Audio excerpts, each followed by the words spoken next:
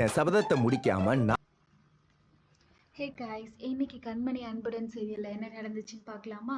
எடுத்தோடனே பவியும் கார்த்தியும் காமிப்பாங்க. பவி வந்து அவனை வந்து அப்ரோச் பண்ணுவான்.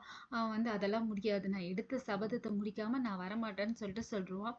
இவளும் வந்து பர்ஃப்யூம்லாம் அடிச்சு பார்ப்பா. அதுக்கப்புறமேட்டா சரி இது வேலைக்காகாதுன்னு சொல்லிட்டு அவள் போய் படுத்துருவா.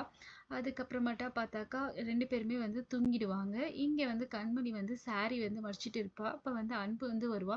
வந்துட்டு என்ன கண்மணி ரொம்ப ஹாப்பி மூட்ல இருக்க போலன்னு சொன்னோடனே, ஹாப்பி மூட்ல இருக்கேன்னா saree மடிச்சிட்டு இருக்குங்க. saree மடிக்கிறதுன்னா அவ்வளோ கஷ்டமான வேலையான்னு கேட்பா.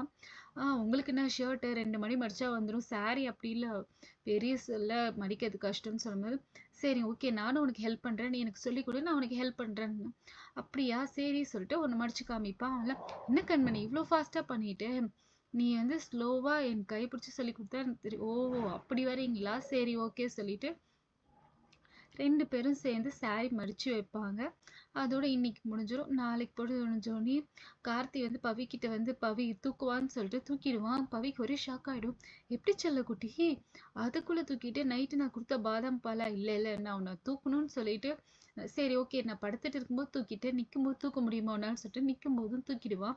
உன் மேல இருக்கிற லவ்ல தான் நான் ஃபுல் எஃபோர்ட் போட்டு இது பண்ணிட்டேன், இப்போ எனக்கு வெயிட்டே தெரியலன்னு சொல்லிட்டு சொல்லுவான். அதோட இவங்க 2 பேரும் பயங்கர ஹாப்பியா இது பண்றாங்க.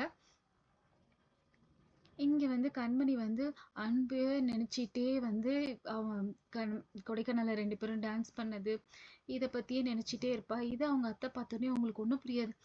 என்னடி பண்ற, கனவுலயே இருக்குன்னு சொல்லிட்டு, ஆமா அத்தை கனவுல தான் இருக்கா, ஆனா இதுக்கப்புறம் எல்லாமே நெஜத்திலேயே நடக்கும்னு சொல்லிட்டு சொல்லுவான். இவங்களுக்கு ஒண்ணுமே புரியாது, என்ன சொல்றா இவன்னு சொல்லிட்டு கிச்சன்ல வந்து பார்த்தா இங்க வந்து டான்ஸ் பண்ணிட்டு இருப்பா. அன்பு கூட டான்ஸ் ஆடுற மாதிரி நினைச்சிட்டு ட்ரீம்ல டான்ஸ் பண்ணிட்டு இருப்பா.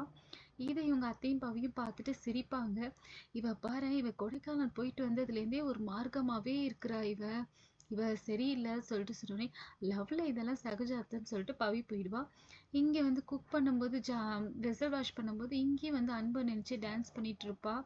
இவங்க நினைப்பாங்க ஐயோ இவளோட இது தாங்க முடியலன்னு சொல்லிட்டு இங்க ரூம்ல டான்ஸ் பண்ணிட்டே இருக்கும்போது அன்பு வந்துருவான் குளிச்சுட்டு.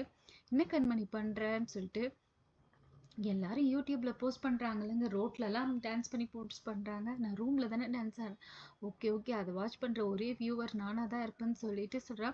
அப்புறமேட்டு அன்புக்கு வந்து கண்மணி தலை தோட்டி விடுறா. தலை தோட்டி அவனுக்கு பிடிச்ச மாதிரி ட்ரெஸ் எல்லாமே பார்த்து பார்த்து பண்றா.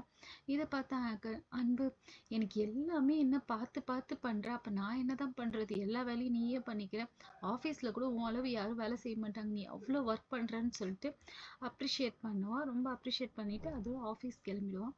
அதோட இன்னைக்கு எபிசோட் முடியுது. மறுபடியும் நாளைக்கு எபிசோட்ல அன்பு அவனோட லவ் சொல்றேன் நான் பார்க்கலாம். இந்த வீடியோ மறக்காம லைக் பண்ணுங்க, சப்ஸ்கிரைப் பண்ணுங்க. தேங்க்யூ, பாய்.